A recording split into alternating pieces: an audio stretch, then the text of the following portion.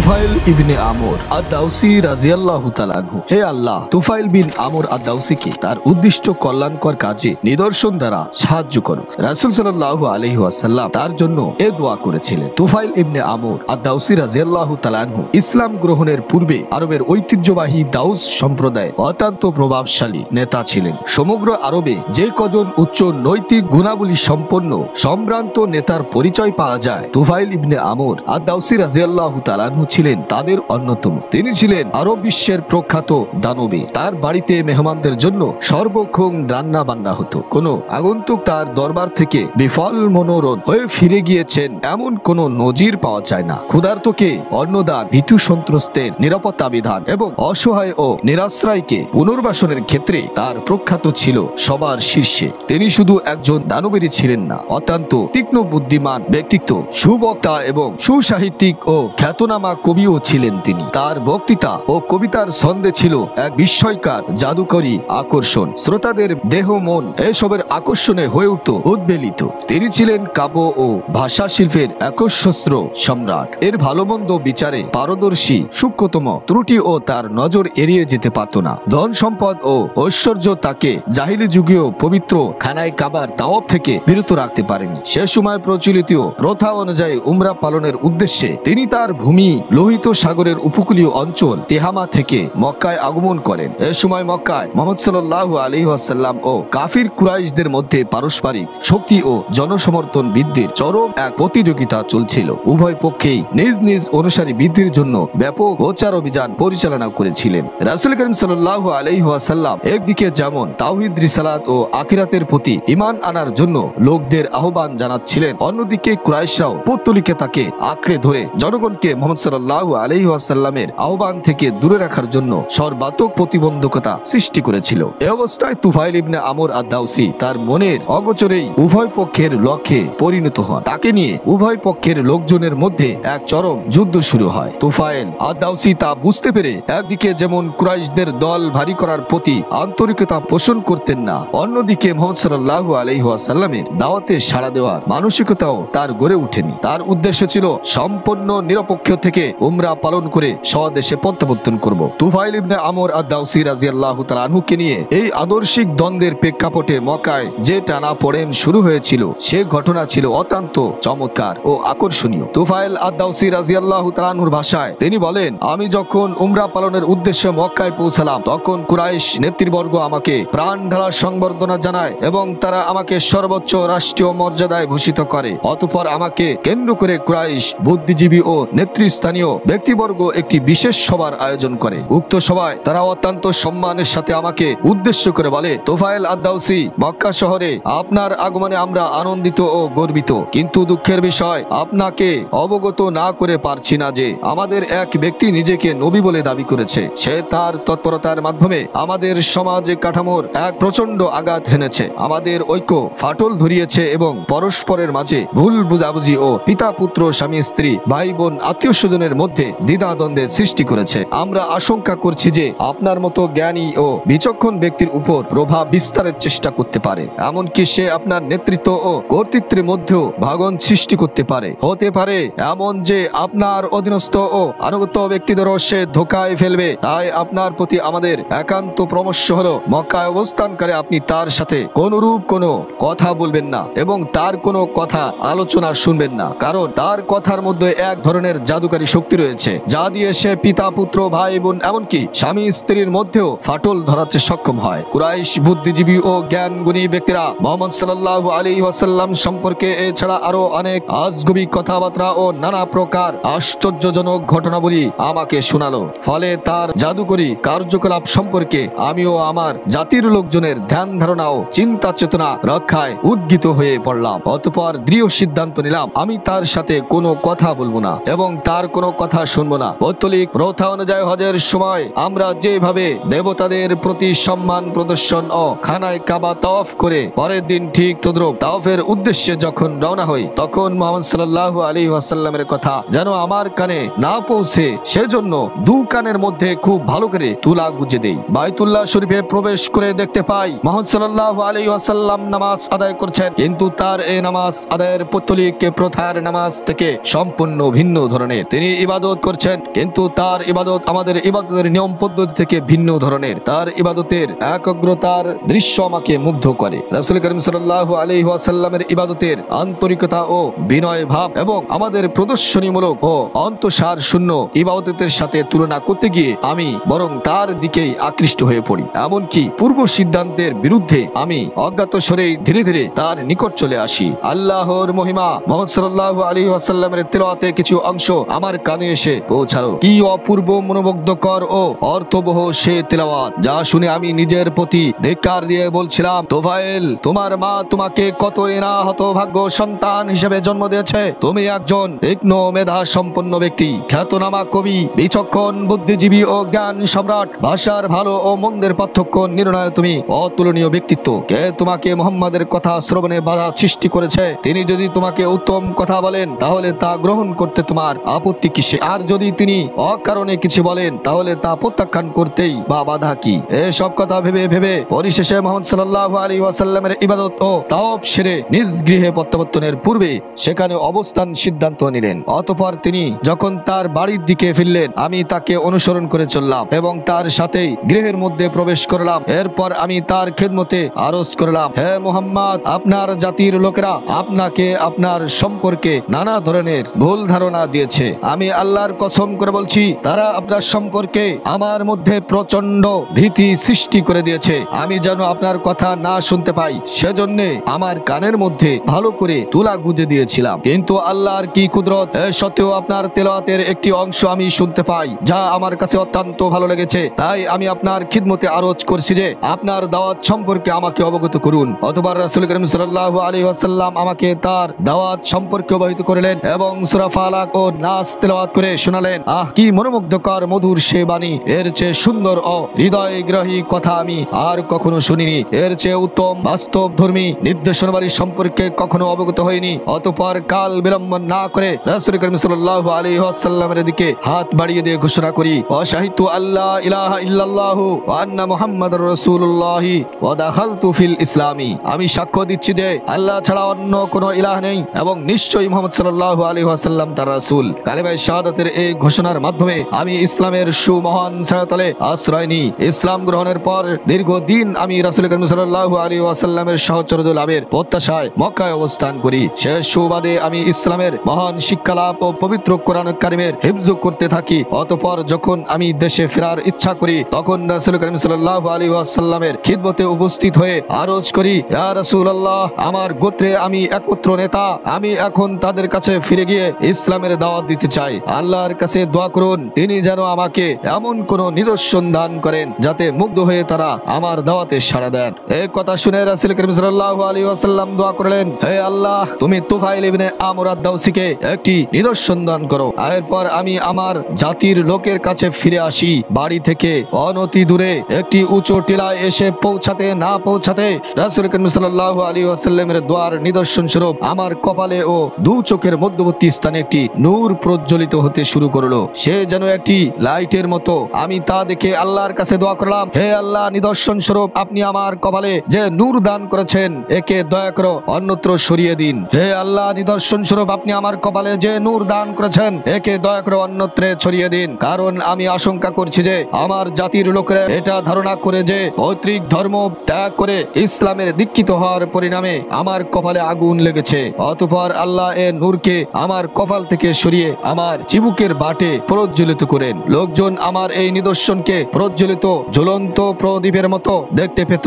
এবার আমি আশ্বস্ত হলাম ও টিলা থেকে বাড়ির দিকে আসতে লাগলাম। বাড়িতে আসতে প্রথমে আমার বৃদ্ধ পিতা আমাকে স্বাগত জানালেন। আমি তাকে বললাম, হে আব্বাজান, আমি আপনার খিদমতে কিছু কথা আরজ করতে চাই। হে আমার পিতা, আমি আপনার থেকে সম্পূর্ণ ভিন্ন হয়ে গেছি এবং আপনিও আমার হতে ভিন্ন হয়ে গেছেন। পিতা বললেন, কি হয়েছে বৎস? কিভাবে তুমি আমার থেকে আলাদা হলে? আমি বললাম, আমি ইসলাম গ্রহণ করে মুহাম্মদ সাল্লাল্লাহু আলাইহি ওয়াসাল্লামের অনুসারী হয়েছি। এক কথা শুনে পিতা বললেন, প্রিয় পুত্র আমার, এখন থেকে আমিও ইসলামে নিজের দিন হিসাবে গ্রহণ করলাম। আমি তখন পিতাকে বললাম, হে আব্বাজান, আপনি গোসল করে পাক পবিত্র কাপড় পরিধান করে আসুন এবং আমি যেভাবে ইসলামে দীক্ষিত হয়েছি সে নিয়মে আপনাকেও ইসলামে দীক্ষিত করি। অতঃপর তিনি গোসল করে পাক কাপড় পরিধান করে এলে আমি ইসলামের মহান দাওয়াত তার সামনে তুলে ধরলাম। তিনি বিনা দ্বিধায় কালিমায়ে শাহাদাতের বাণী উচ্চারণ করে ইসলামে দীক্ষিত হন। অতঃপর আমার স্ত্রী আমাকে স্বাগত জানাতে এগিয়ে আসেন। আমি তাকেও বলি, তোমার সাথে একটু কথা আছে, তা হলো তুমি এখন আমার নেই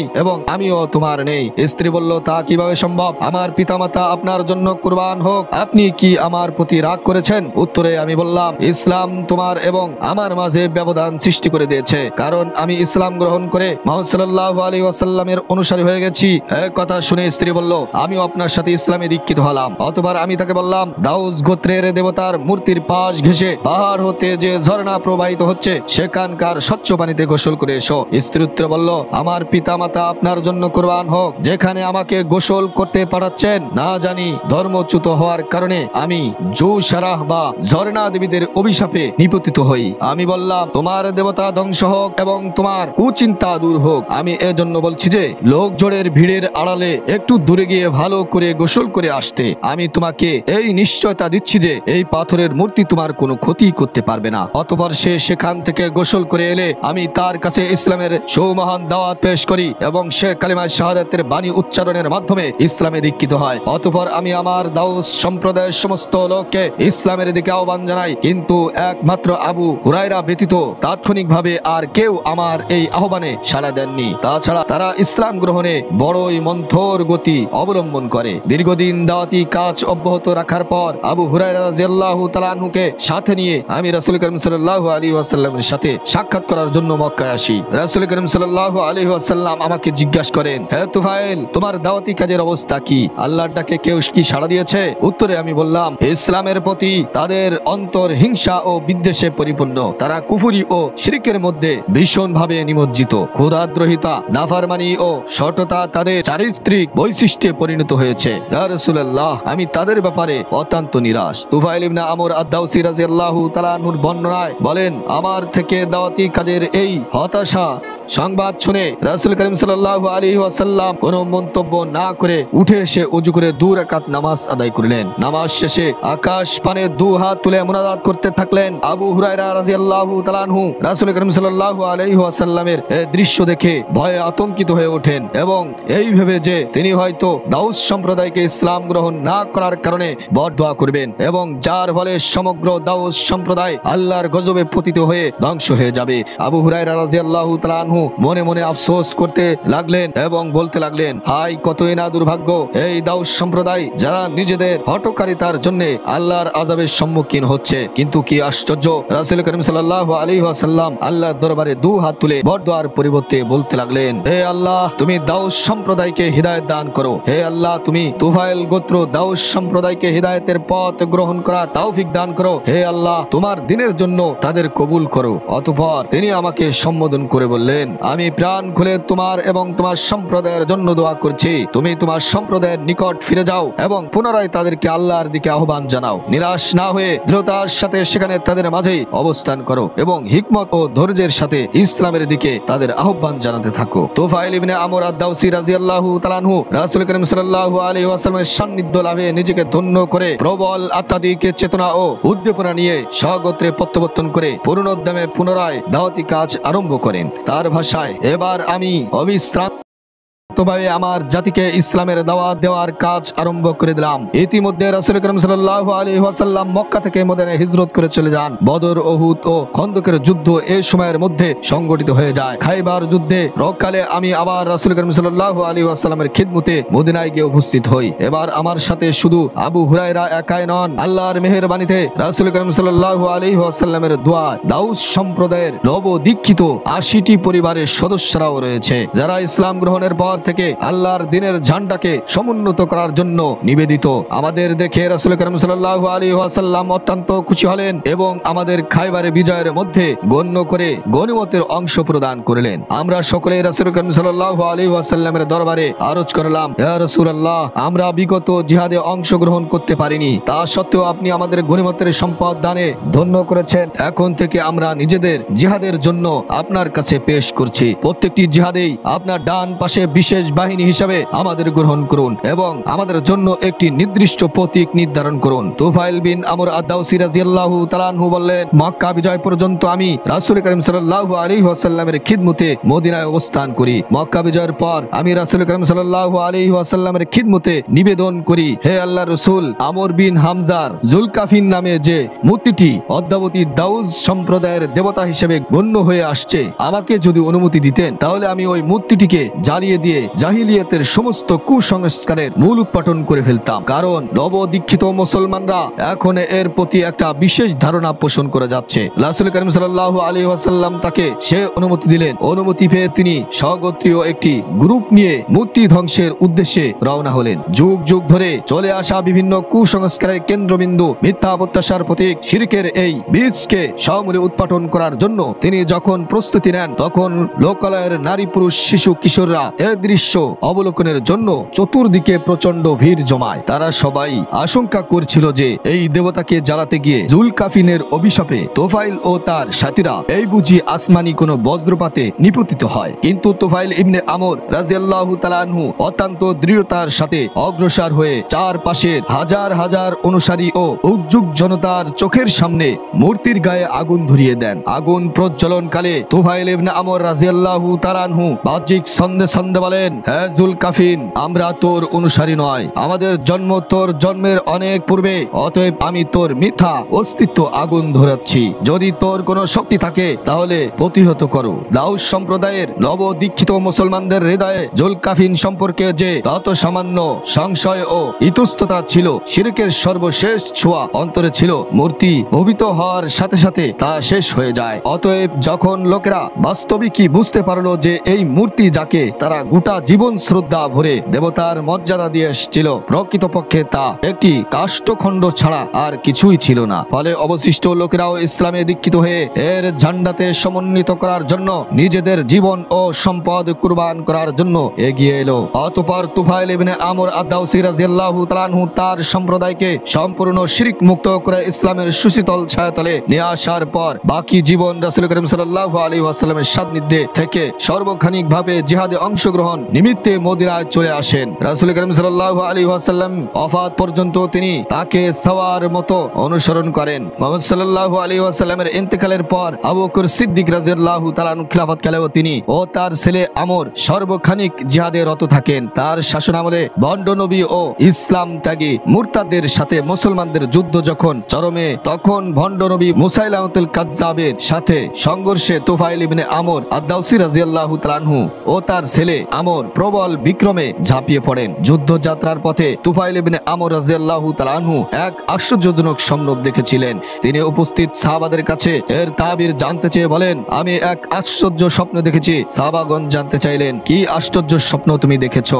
তিনি উত্তরে বললেন, আমি স্বপ্নে দেখেছি আমার মাথা মুন্ডন করা হয়েছে এবং আমার মুখের ভিতর থেকে একটি পাখি বেরিয়ে উড়ে গেল এবং একজন মহিলা আমাকে তার পেটের ভিতরে ঢুকিয়ে ফেলেছে এবং আমার ছেলে আমর আমাকে উদ্ধারের জন্য সর্বোত্তক চেষ্টা করছে, কিন্তু আমার এবং তার মাঝে এক প্রতিবন্ধকতা আমাকে তার কাছ থেকে দূরে সরিয়ে রেখেছে। উপস্থিত সাহাবাগণ এই স্বপ্নের বর্ণনায় কিছুক্ষণ নির্বাক থাকলেন, অতঃপর বললেন, আল্লাহ আপনার ভালো করুন। অতঃপর তিনি নিজেই তার স্বপ্নের তাবির সম্পর্কে ব্যাখ্যা দিতে গিয়ে বলেন, আমি নিজেই আমার স্বপ্নের একটি তাবির সম্পর্কে নিশ্চিত হয়েছি যে আমার মাথা মুন্ডানো থেকে বোঝা যাচ্ছে যে আমি জিহাদে শহীদ হয়ে যাব, আর সেই পাখিটি যা আমার মুখের ভিতর দিয়ে বের হয়ে উড়ে গেছে তা হবে আমার আতা, যা আমার প্রতিপালকের সান্নিধ্যে আর সে মুআল্লার দিকে উড্ডীন অবস্থায় যাবে, এবং যে মহিলা আমাকে তার পেটের ভিতরে ঢুকিয়ে ফেলেছে সেটা হবে সেই যুদ্ধের ক্ষেত্রের কবরস্থান যেখানে আমার লাশ দাফন করা হবে। আর আমি অবশ্যই আশা করছি যে এ যুদ্ধে আল্লাহ তাআলা আমাকে শাহাদাত দান করবেন। আমার ছেলে যে আমাকে পাবার জন্য প্রচেষ্টা চালাচ্ছিল তা হলো সেও আমার মতো শাহাদাতের সৌভাগ্য অর্জনের জন্য যুদ্ধে প্রাণ বাজি রেখে লড়াই করবে, কিন্তু আল্লাহ রাব্বুল আলামিন তাকে এই যুদ্ধে শাহাদাতের সৌভাগ্য দানের পরিবর্তে অন্য আরেকটি জিহাদ পর্যন্ত গাজী হিসেবে তাকে বাঁচিয়ে রাখবেন। ইয়ামার প্রান্তরে মুসাইলামাতুল কাযযাবের সাথে ইসলামের ইতিহাসে প্রচন্ড রক্তক্ষয়ী এক যুদ্ধ। তুফাইল ইবনে আমর আদ-দাওসী রাদিয়াল্লাহু তাআলা আনহু ঈমানী চেতনা ও শাহাদাতের বাসনায় উদ্বেলিত হয়ে সিংহের ন্যায় ক্ষুধাদ্রোহী নাস্তিক ও মুরতাদদের উপর ঝাঁপিয়ে পড়েন। তার তরবারির আঘাতে একের পর এক দুশমনদের দুর্ভাগ্য প্রাচীর যেন ভেঙ্গে খান খান হয়ে যাচ্ছিল। তুফাইল ইবনে ইবনে আমর আদ-দাউসি রাদিয়াল্লাহু তাআলা আনহুকে প্রতিরোধ করার জন্য চতুর্দিক থেকে তাকে ঘিরে ফেলা হলো। তরোয়ালের সাথে তরোয়ালের সংঘর্ষ অগ্নি স্ফুলিঙ্গ তার চতুর্পাশ আলোকিত করে তুলছিল। হঠাৎ কোন এক শত্রুর আঘাতে তুফাইল ইবনে আমর আদ-দাউসি রাদিয়াল্লাহু তাআলা আনহু ধরায় লুটিয়ে দিল। তিনি কালেমা শাহাদাতের বাণী উচ্চারণ করতে করতে শাহাদাতের পেয়ালা পান করেন। এদিকে তার পুত্র পিতার চেয়ে অধিক বিক্রমে তার চারপাশে মুশরিকদের ধরাশায়ী করে সম্মুখের দিকে অগ্রসর হচ্ছিলেন। প্রবল বীর বিক্রমে যুদ্ধ করে তিনি বিজয়ের পতাকা ছিনিয়ে নিয়ে আনলেন। কিন্তু এই গৌরব উজ্জ্বল বিজয়ের আমর তার পিতা তুফাইল ইবনে আমর আদ-দাউসি রাদিয়াল্লাহু তাআলা আনহুর সাথে ডান হাতের একটি কবজিও আল্লাহর পথে কুরবান করলেন। ইয়ামামার ময়দানে তার পিতা এবং নিজ হাতের কবজিকে দাফন করে বিজয় বেশে মদিনায় প্রত্যাবর্তন করেন। আমিরুল মুমিনিন হযরত ওমর রাদিয়াল্লাহু তাআলা আনহু খিলাফতকালে আমর বিন তুফাইল রাদিয়াল্লাহু তাআলা আনহু কোন এক প্রয়োজনে এমন এক সময়ে তার দরবারে উপস্থিত হন যখন রাষ্ট্রীয় মেহমানদের সম্মানে এক ভোজ সভা অনুষ্ঠান হচ্ছিল। উক্ত অনুষ্ঠানে আমর বিন তুফাইল রাদিয়াল্লাহু তাআলা আনহুকে অংশগ্রহণের অনুরোধ জানানো হয়, কিন্তু তিনি এই মহতী ব্যক্তিবর্গের সাথে বাম হাতে কিভাবে খানা গ্রহণ করবেন তা ভেবে খুবই সংকোচ বোধ করেছিলেন। তার এই সংকোচ বোধ লক্ষ্য করে আমিরুল মুমিনিন হযরত উমর ইবনুল খাত্তাব রাদিয়াল্লাহু তাআলা আনহু তাকে বললেন, এই হয়েছে, তুমি কেন আমাদের সাথে অংশগ্রহণ করতে চাচ্ছ না? তোমাকে বাম হাতে খাদ্য গ্রহণ করতে হবে। এজন্য উত্তরে তিনি বললেন, আমিরুল মুমিনিন, আপনি ঠিকই বলেছেন। তার এই উত্তর শুনে উমর ইবনুল খাত্তাব রাদিয়াল্লাহু তাআলা আনহু অত্যন্ত আবেগ জড়িত কণ্ঠে বললেন, আমর, আল্লাহর শপথ করে বলছি, ততক্ষণ পর্যন্ত আমি এই খাদ্য গ্রহণ করব না যতক্ষণ পর্যন্ত না তুমি তোমার কর্তৃত হাতের এই অবশিষ্ট অংশ দ্বারা এই খাদ্য মেখে দিবে। আমি শপথ করে বলছি, আমাদের এই উপস্থিতির মধ্যে তোমার মতো দ্বিতীয় এমন কোন ব্যক্তি কি আছে যিনি তার জীবদ্দশায় একটি অংশকে জান্নাতে পাঠিয়ে দিয়েছে? আমর রাদিয়াল্লাহু তাআলা আনহুর পিতা তুফাইল ইবনে আমর আদ-দাউসি রাদিয়াল্লাহু তাআলা আনহু শাহাদাতের পর থেকে তিনি পিতার শপথ অনুসারে শাহাদাতের মৃত্যুর বাসনায় ব্যাকুল হয়ে ওঠেন। আখিরাতমুখী জীবন তার এই নশ্বর জগতের সব ধরনের মোহ ও চাকচিক্য পরাভূত করে জান্নাতের অনন্ত শান্তির প্রত্যাশায় তাকে ব্যাকুল করে তোলে। শুধু এই শাহাদাতের মৃত্যুটাই যেন এই চাওয়া পাওয়ার মাঝে ছিল একমাত্র অন্তরায়। 15 হিজরিতে বিশ্বের অন্যতম পরাশক্তি রোমান সাম্রাজ্যের সাথে ইসলামী রাষ্ট্রের যে ঐতিহাসিক যুদ্ধ সংগঠিত হয়েছিল, সে যুদ্ধে তিনি রোমান বাহিনীর বিরুদ্ধে জিহাদে অংশগ্রহণ করেন। প্রচন্ড সম্মুখ যুদ্ধে সে সব মুসলিম মুজাহিদ শত্রুপক্ষের দুর্দব্য প্রাচীরকে তাদের শানিত তরবারির আঘাতে চূর্ণ বিচূর্ণ করা বিজয় ছিনিয়ে এনেছিলেন। আমর রাদিয়াল্লাহু তাআলা আনহু তাদের অন্যতম একজন ছিলেন। এ যুদ্ধে তিনি শত্রুপক্ষের অভ্যন্তরে প্রবেশ করে অত্যন্ত বীরত্বের সাথে যুদ্ধ করার এক পর্যায়ে কাফিরদের চতুর্মুখী হামলায় শাহাদাত বরণ করে পিতার স্বপ্নের বাস্তবায়ন সাক্ষ্য দিয়ে জান্নাতুল ফিরদাউসের অনন্ত জীবনে আশ্রয় গ্রহণ করেন। আল্লাহ রাব্বুল আলামিন আমর ইবনে তুফাইল রাদিয়াল্লাহু তাআলা আনহুর প্রতি অশেষ রহমত বর্ষণ করুন এবং পিতা ও পুত্র উভয়কে শাহাদাতের সুমহান